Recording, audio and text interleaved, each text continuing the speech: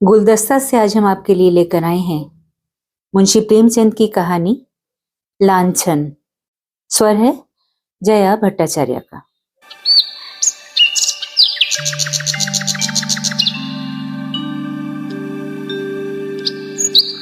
अगर संसार में ऐसा प्राणी होता जिसकी आंखें लोगों के हृदयों के भीतर घुस सकती, तो ऐसे बहुत कम स्त्री पुरुष होंगे जो उसके सामने सीधी आंखें करके ताक सकते। महिला आश्रम की जुगनूबाई के विषय में लोगों की धारणा कुछ ऐसी ही हो गई थी। वो बेपढ़ी लिखी गरीब बूढ़ी औरत थी, देखने में बड़ी सरल, बड़ी हंसमुख, लेकिन जैसे किसी चतुर प्रूफ रीडर की निगाह गलतियों पर ही जा पड़ती है, उसी तरह उसकी आंखें भी बुराइयों ही पर पहुंच जाती थी। शहर में कोई महिला ऐसी न थी जिसके विषय में दो चार लुकी छिपी बातें उसे न मालूम हो। उसका ठीगना स्थूल शरीर, सिर के खिचड़ी बाल, गोल मुंह, फूले फूले गाल, छोटी छोटी आंखें उसके स्वभाव की प्रखरता और तेजी पर पर्दा सा डाले रहती थी। लेकिन जब वह किसी की कुत्सा करने लगती तो उसकी आकृति कठोर हो जाती, आंखें फैल जाती और कंठ स्वर कर्कश हो जाता। उसकी चाल में बिल्लियों का सा संयम था। दबे पांव धीरे धीरे चलती और शिकार की हट पाते ही जस्त मारने को तैयार हो जाती थी। उसका काम था महिला आश्रम में महिलाओं की सेवा टहल करना, पर महिलाएं उसकी सूरत से कांपती थी। उसका आतंक था कि ज्यों ही वो कमरे में कदम रखती, ओंठों पर खेलती हुई हंसी जैसे रो पड़ती, चहकने वाली आवाजें जैसे बुझ जाती थी, मानो उनके मुख पर लोगों को अपने पिछले रहस्य अंकित नजर आते हों। पिछले रहस्य कौन है जो अपने अतीत को किसी भयंकर जंतु के समान कटघरों में बंद करके न रखना चाहता हो। धनियों को चोरों के भय से निद्रा नहीं आती, मानियों को उसी भांति मान की रक्षा करनी पड़ती है। वो जंतु जो पहले कीट के समान अल्पाकार रहा होगा, दिनों के साथ दीर्घ और सबल होता जाता है, यहां तक हम उसकी याद ही से कांप उठते हैं। और अपने ही कारनामों की बात होती तो अधिकांश देवियां जुगनू को दुत्कारती, पर यहाँ तो मैके और ससुराल, ननियाल, ददियाल, फुफियाल और मौसियाल चारों ओर की रक्षा करनी थी। और जिस किले में इतने द्वार हो उसकी रक्षा कौन कर सकता है? वहां तो हमला करने वाले के सामने मस्तक झुकाने में ही कुशल है। जुगनू के दिल में हजारों मुर्दे गड़े पड़े थे और वो जरूरत पड़ने पर उन्हें उखाड़ दिया करती थी। जहां किसी महिला ने दून की ली या शान दिखाई, वहां जुगनू की त्योरियां बदली। उसकी एक कड़ी निगाह अच्छे अच्छे को दहला देती थी। मगर ये बात न थी कि स्त्रियां उससे घृणा करती हों। नहीं, सभी बड़े चाव से उसे मिलती और उसका आदर सत्कार करती। अपने पड़ोसियों की निंदा सनातन से मनुष्य के लिए मनोरंजन का विषय रही है और जुगनू के पास इसका काफी सामान था। नगर में इंदुमती महिला पाठशाला नाम का एक लड़कियों का हाई स्कूल था। हाल में मिस खुर्शेद उसकी हेडमिस्ट्रेस होकर आई थी। शहर में महिलाओं का दूसरा क्लब न था। मिस खुर्शेद एक दिन आश्रम में आई। ऐसी ऊंचे दर्जे की शिक्षा पाई हुई आश्रम में कोई देवी न थी। उनकी बड़ी आवाभगत हुई। पहले ही दिन मालूम हो गया मिस खुर्शेद के आने से आश्रम में एक नए जीवन का संचार होगा। कुछ इस तरह दिल खोलकर हरेक से मिली, कुछ ऐसी दिलचस्प बातें की कि सभी देवियां मुग्ध हो गईं। गाने में चतुर थीं, व्याख्यान भी खूब देती थीं और अभिनय कला में तो उन्होंने लंदन में नाम कमा लिया था। ऐसी सर्वगुण संपन्न देवी का आना आश्रम का सौभाग्य था।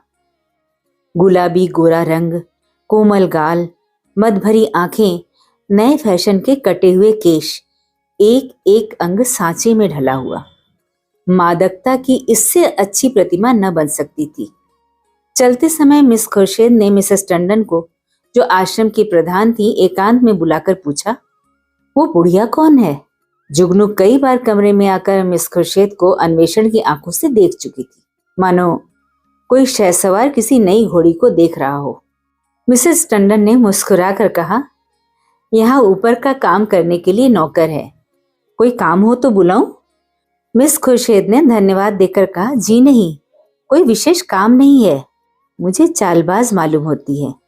ये भी देख रही हूं कि वो सेविका नहीं स्वामिनी है। मिसेस टंडन तो जुगनू से जली बैठी ही थी। इनके वैधव्य को लांछित करने के लिए वो उन्हें सदा सुहागन कहा करती थी। मिस खुर्शेद से उसकी जितनी बुराई हो सकी वो की और उससे सचेत रहने का आदेश दिया। मिस खुर्शेद ने गंभीर होकर कहा, तब तो भयंकर स्त्री है, तभी सब देवियां इससे कांपती हैं। आप इसे निकाल क्यों नहीं देती? ऐसी चुड़ैल को एक दिन न रखना चाहिए। मिसेस टंडन ने अपनी मजबूरी बताई। निकाल कैसे दूं? जिंदा रहना मुश्किल हो जाए। हमारा भाग्य उसकी मुट्ठी में है। आपको 2-4 दिन में उसके जौहर खुलेंगे। मैं तो डरती हूं कहीं आप भी उसके पंजे में न फंस जाए। उसके सामने भूल कर भी किसी पुरुष से बातें न कीजिएगा। इसके गोएंदे न जाने कहां कहां लगे हुए हैं। नौकर से मिलकर भेद ले ये, डाकिये से मिलकर चिट्ठियां ये देखे, लड़कों को फुसलाकर घर का हाल ये पूछे। इस रांड को खुफिया पुलिस में जाना चाहिए था। यहां न जाने क्यों आ मरी। मिस खुर्शीद चिंतित हो गई, मानो इस समस्या को हल करने की फिक्र में हो। एक क्षण बाद बोली, अच्छा, मैं इसे ठीक करूंगी। अगर न निकाल दूं तो कहना। मिसेस टंडन ने कहा, निकाल देने से ही क्या होगा? उसकी जुबान तो बंद न होगी। तब तो वो और भी निडर होकर कीचड़ फेंकेगी। मिस खुर्शीद ने निश्चिंत स्वर में कहा, मैं उसकी जुबान भी बंद कर दूंगी बहन। आप देख लीजिएगा। टके की औरत यहां बादशाहत कर रही है। मैं ये बर्दाश्त नहीं कर सकती। वो चली गई तो मिसेस टंडन ने जुगनू को बुलाकर कहा, इस नई मिस साहिबा को देख, यहाँ प्रिंसिपल हैं। जुगनू ने द्वेष भरे स्वर में कहा, आप देखें, मैं ऐसी सैकड़ों छोकरियां देख चुकी हूं। आंखों का पानी जैसे मर गया हो। मिसेस टंडन धीरे से बोली, तुम्हें कच्चा ही खा जाएंगी। उनसे डरती रहना। कह गई हैं मैं इसे ठीक करके छोड़ूंगी। मैंने सोचा तुम्हें चेता दूं। ऐसा न हो उसके सामने कुछ ऐसी वैसी बातें कह बैठो। जुगनू ने मानो तलवार खींचकर कहा, मुझे चेताने का काम नहीं, उन्हें चेता दीजिएगा। यहाँ का आना न बंद कर दूं तो अपने बाप की नहीं। वो घूम कर दुनिया देख आई है तो यहाँ मैं घर बैठे दुनिया देख रही हूं। मिसेस टंडन ने पीठ ठोकी, मैंने समझा दिया भाई, आगे तुम जानो तुम्हारा काम जाने। जुगनू ने कहा, आप चुपचाप देखती जाइए, कैसा तिगनी का नाच नचाती हूं। इसने अब तक ब्याह क्यों नहीं किया? उम्र तो 30 के लगभग होगी। मिसेस टंडन ने रद्दा जमाया, कहती है मैं शादी करना ही नहीं चाहती। किसी पुरुष के हाथ क्यों अपनी आजादी बेचूं? जुगनू ने आंखें नचाकर कहा, कोई पूछता ही ना होगा। ऐसी बहुत सी कुंवारियां देख चुकी हूं। 70 चूहे खाकर बिल्ली हज को चली। और कई लौंडियां आ गईं और बात का सिलसिला बंद हो गया। दूसरे दिन सवेरे जुगनू मिस खुर्शीद के बंगले पर पहुंची। मिस खुर्शीद हवा खाने गई हुई थी। खानसामा ने पूछा, कहां से आती हो? जुगनू ने कहा, यहीं रहती हूं बेटा। मेम साहब कहां से आई हैं? तुम तो इनके पुराने नौकर होंगे। खानसामा ने कहा, नागपुर से आई हैं। मेरा घर भी वहीं है। 10 साल से इनके साथ हूं। जुगनू ने कहा, किसी ऊंचे खानदान की होंगी? वो तो रंग ढंग से ही मालूम होता है।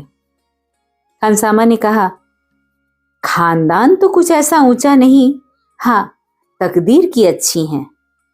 इनकी माँ अभी तक मिशन में 30 रुपए पाती हैं। ये पढ़ने में तेज थी, वजीफा मिल गया, विलायत चली गई, बस तकदीर खुल गई।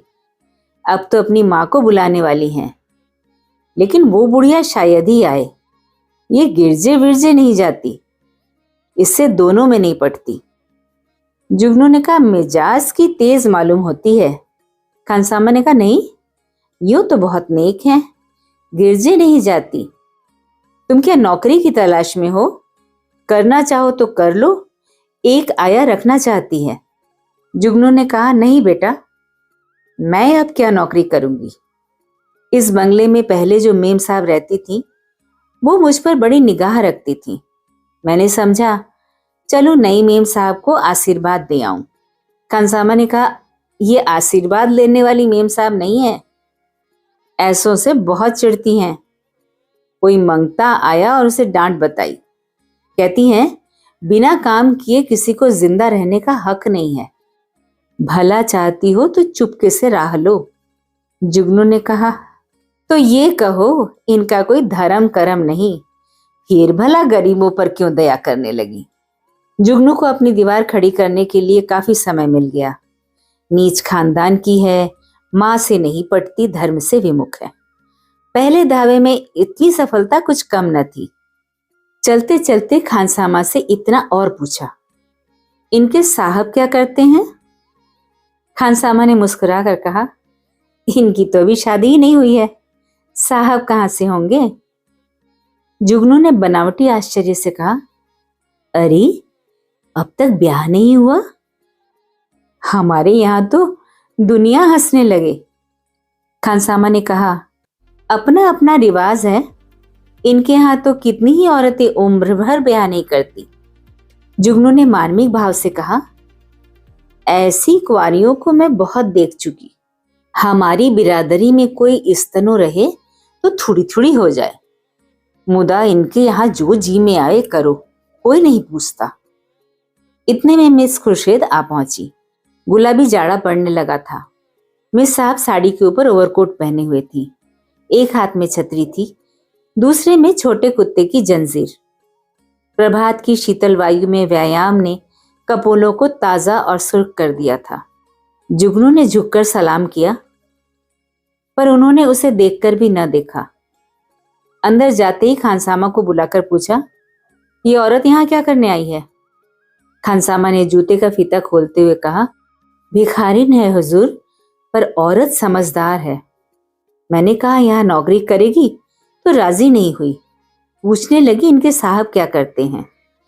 जब मैंने बता दिया तो इसे बड़ा ताज्जुब हुआ, और होना ही चाहे। हिंदुओं में तो दुधमुहे बालकों तक का विवाह हो जाता है। खुर्शीद ने जांच की, और क्या कहती थी? और तो कोई बात नहीं हुजूर। अच्छा, उसे मेरे पास भेज दो। जुगनू ने ज्यों ही कमरे में कदम रखा, मिस खुर्शीद ने कुर्सी से उठकर स्वागत किया। आइए माँ जी, मैं जरा सैर करने चली गई थी। आपके आश्रम में तो सब कुशल है? जुगनू एक कुर्सी का तकिया पकड़कर खड़ी खड़ी बोली, कुशल है मिस साहब। मैंने कहा आपको आशीर्वाद दे आऊं। मैं आपकी चेरी हूं, जब कोई काम पड़े मुझे याद कीजिएगा। यहाँ अकेले तो हजूर को अच्छा न लगता होगा। मिस खुर्शीद ने कहा, मुझे अपने स्कूल की लड़कियों के साथ बड़ा आनंद मिलता है, वो सब मेरी ही लड़कियां हैं। जुगनू ने मातृभाव से सिर हिलाकर कहा, ये ठीक है मिस साहब, पर अपना अपना ही है, दूसरा अपना हो जाए तो अपनों के लिए कोई क्यों रोए। सहसा एक सुंदर सजीला युवक रेशमी सूट धारण किए जूते चरमर करता हुआ अंदर आया।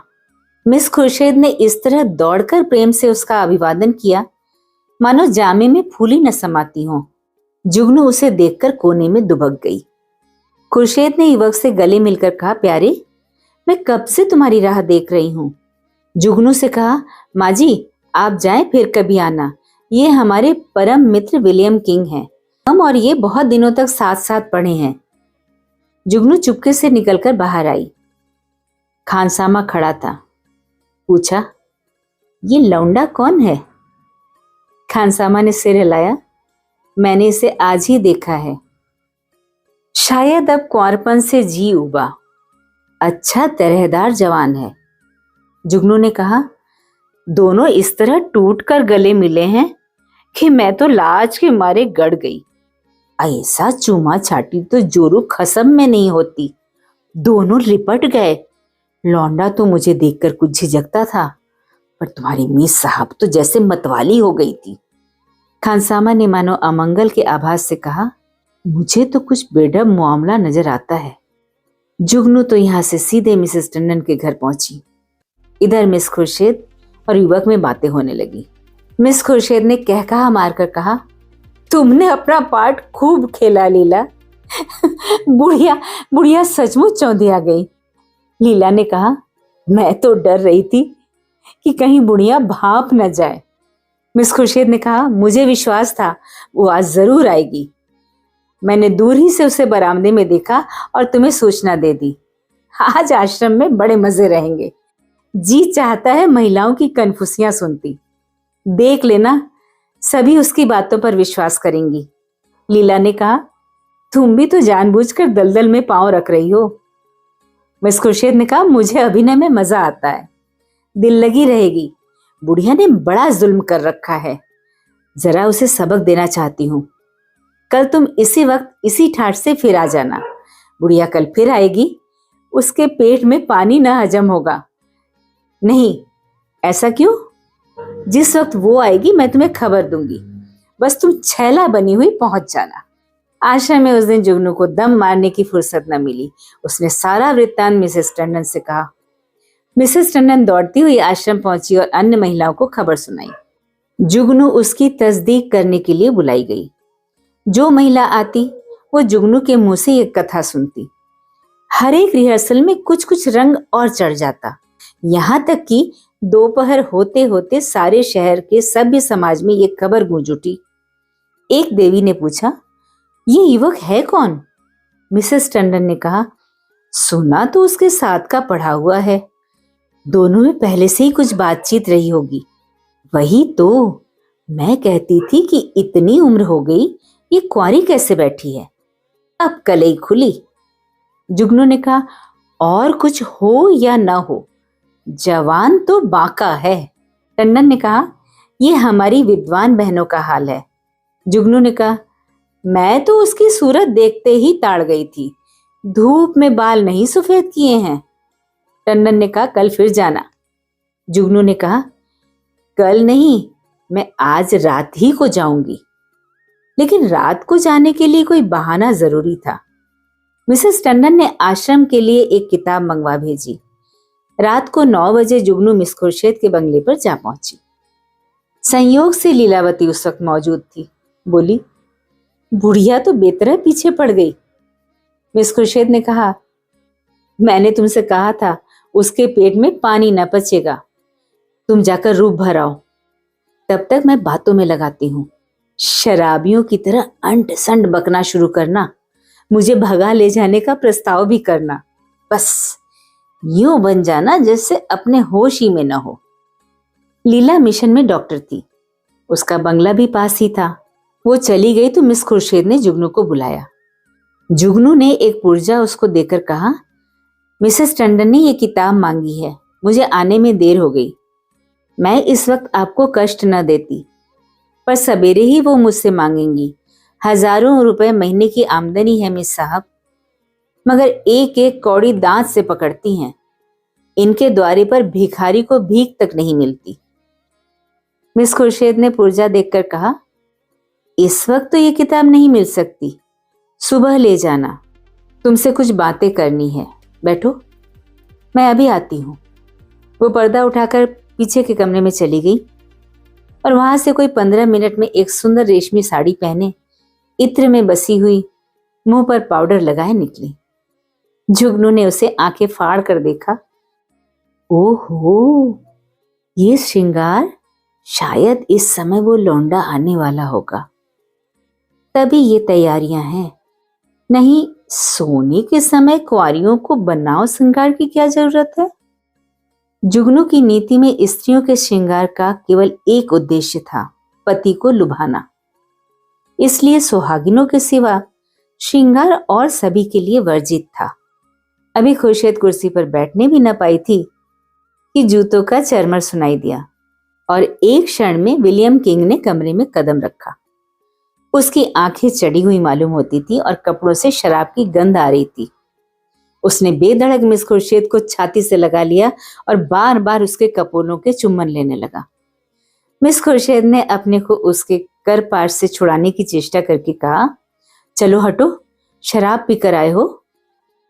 किंग ने उसे और चिमटा कर कहा, आज तुम्हें भी पिलाऊंगा प्रिय, तुमको पीना होगा, फिर हम दोनों लिपट कर सोएंगे। नशे में प्रेम कितना सजीव हो जाता है, इसकी परीक्षा कर लो। मिस खुर्शीद ने इस तरह जुगनू की उपस्थिति का उसे संकेत किया कि जुगनू पर नजर पड़ जाए, पर किंग नशे में मस्त था, जुगनू की तरफ देखा ही नहीं। मिस खुर्शीद ने रोश के साथ अपने को अलग करके कहा, तुम इस वक्त आपे में नहीं हो, इतने उतावले क्यों हो जाते हो? क्या मैं कहीं भागी जा रही हूं?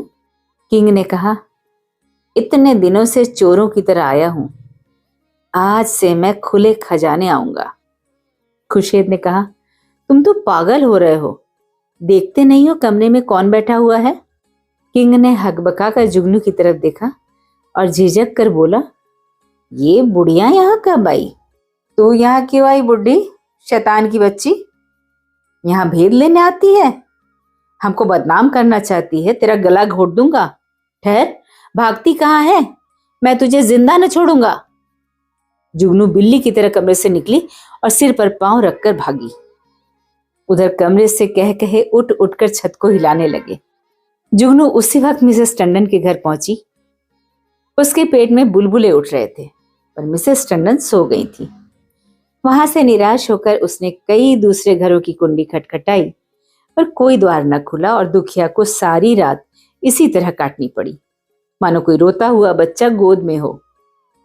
प्रातःकाल वो आश्रम में जा कूदी। कोई आधा घंटे में मिसेस टंडन भी आई। उन्हें देखकर उसने मुंह फेर लिया। मिसेस टंडन ने पूछा, रात क्या तुम मेरे घर आई थी? इस वक्त मुझसे महाराज ने कहा। जुगनू ने विरक्त भाव से कहा, प्यासा ही तो कुएं के पास जाता है, कुआं थोड़े ही प्यासे के पास आता है। मुझे आग में झोंककर अब दूर हट गई। भगवान ने मेरी रक्षा की, नहीं कल जान ही गई थी। मिसेस टंडन ने उत्सुकता से कहा, क्या हुआ? क्या कुछ कहो तो। मुझे तुमने जगा क्यों न लिया? तुम तो जानती हो मेरी आदत सवेरे सो जाने की है। महाराज ने घर में घुसने ही न दिया, जगा कैसे लेती? आपको इतना तो सोचना चाहिए था कि वो वहां गई है तो आती होगी, घड़ी भर बाद ही सोती तो क्या बिगड़ जाता, पर आपको किसी की क्या परवाह। तो क्या हुआ? मिस खुर्शीद मारने दौड़ी? वो नहीं मारने दौड़ी, उनका वो खसम है ना, वो मारने दौड़ा। लाल आंखें निकाले आया और मुझसे कहा, निकल जा। जब तक मैं निकलूं तब वो हंटर खींचकर दौड़ ही तो पड़ा। मैं सिर पर पांव रखकर न भागती तो चमड़ा उघोड़ डालता, और वो रांड बैठी तमाशा देखती रही। दोनों में पहले से सदी बदी थी। ऐसी उल्टाओं का मुंह देखना पाप है। बेसवा भी इतनी निर्लज्ज न होगी। जरा देर में और देवियां आ पहुंची। ये वृत्तांत सुनने के लिए सभी उत्सुक हो रही थी। जुगनू की कैंची अविश्रांत रूप से चलती रही। महिलाओं को इस वृत्तांत में इतना आनंद आ रहा था कि कुछ न पूछो। एक एक बात को खोद खोद कर पूछती थी। घर के काम धंधे भूल गए, खाने पीने की सुधि भी न रही। और एक बार सुनकर उनकी तृप्ति न होती थी, बार बार वही कथा नए आनंद से सुनती थी। मिसेस टंडन ने अंत में कहा, हमें आश्रम में ऐसी महिलाओं को लाना अनुचित है। आप लोग इस प्रश्न पर विचार करें। मिसेस पांड्या ने समर्थन किया, हम आश्रम को आदर्श से गिराना नहीं चाहते। मैं तो कहती हूं, ऐसी औरत किसी संस्था की प्रिंसिपल बनने के योग्य नहीं। मिसेस बांगड़ा ने फरमाया, जुगनूबाई ने ठीक कहा था, ऐसी औरत का मुंह देखना भी पाप है। उससे साफ कह देना चाहिए, आप यहां तशरीफ न लावें। अभी यह खिचड़ी पक रही थी कि आश्रम के सामने एक मोटर आकर रुकी। महिलाओं ने सिर उठा उठा कर देखा। गाड़ी में मिस खुर्शीद और विलियम किंग बैठे हुए थे। जुगनू ने मुंह फैलाकर हाथ से इशारा किया, वही लौंडा है। महिलाओं का संपूर्ण समूह चिक के सामने आने के लिए विकल हो गया। मिस खुर्शीद ने मोटर से उतरकर हुड बंद कर दिया और आश्रम के द्वार की ओर चली। महिलाएं भाग भाग कर अपनी अपनी जगह आ बैठी। मिस खुर्शीद ने कमरे में कदम रखा। किसी ने स्वागत न किया। मिस खुर्शीद ने जुगनू की ओर निसंकोच आंखों से देखकर मुस्कुराते हुए कहा, कहिए बाई जी, रात आपको चोट तो नहीं आई? जुगनू ने बहुतेरी दीदा दिलेर स्त्रियां देखी थी, पर इस ढिठाई ने उसे चकित कर दिया। चोर हाथ में चोरी का माल लिए साह को ललकार रहा था। जुगनू ने ऐंठ कर कहा, जी न भरा हो तो अब पिटवा दो, सामने ही तो है। खुर्शीद ने कहा, वो इस वक्त तुमसे अपना अपराध क्षमा कराने आए हैं। रात वो नशे में थे। जुगनू ने मिसेस टंडन की ओर देखकर कहा, और आप भी तो कुछ कम नशे में नहीं थी। खुर्शीद ने व्यंग समझकर कहा, मैंने आज तक कभी नहीं पी। मुझ पर झूठा इल्जाम मत लगाओ। जुगनू ने लाठी मारी। शराब से भी बड़ी नशे की चीज है कोई, वो उसी का नशा होगा। उन महाशय को पर्दे में क्यों ढक दिया? देवियां भी तो उनकी सूरत देखती। मिस खुर्शीद ने शरारत की। सूरत तो उनकी 1,00,000-2,00,000 में एक है। मिसेस टंडन ने आशंकित होकर कहा, नहीं, उन्हें यहां लाने की जरूरत नहीं। आश्रम को हम बदनाम नहीं करना चाहते। मिस खुर्शीद ने आग्रह किया, मामले को साफ करने के लिए उनका आप लोगों के सामने आना जरूरी है। एक तरफा फैसला आप क्यों करती हैं? मिसेस टंडन ने टालने के लिए कहा, यहां कोई मुकदमा थोड़ी ही पेश है। मिस खुर्शीद ने कहा, वाह, मेरी इज्जत में बट्टा लगा जा रहा है और आप कहती हैं कोई मुकदमा नहीं है। मिस्टर किंग आएंगे और आपको उनका बयान सुनना होगा। मिसेस टंडन को छोड़कर और सभी महिलाएं किंग को देखने के लिए उत्सुक थीं। किसी ने विरोध न किया। खुर्शीद ने द्वार पर आकर ऊंची आवाज से कहा, तुम जरा यहां चले आओ। हुड खुला और मिस लीलावती रेशमी साड़ी पहने मुस्कुराती हुई निकल आई। आश्रम में सन्नाटा छा गया। देवियां विस्मित आंखों से लीलावती को देखने लगी।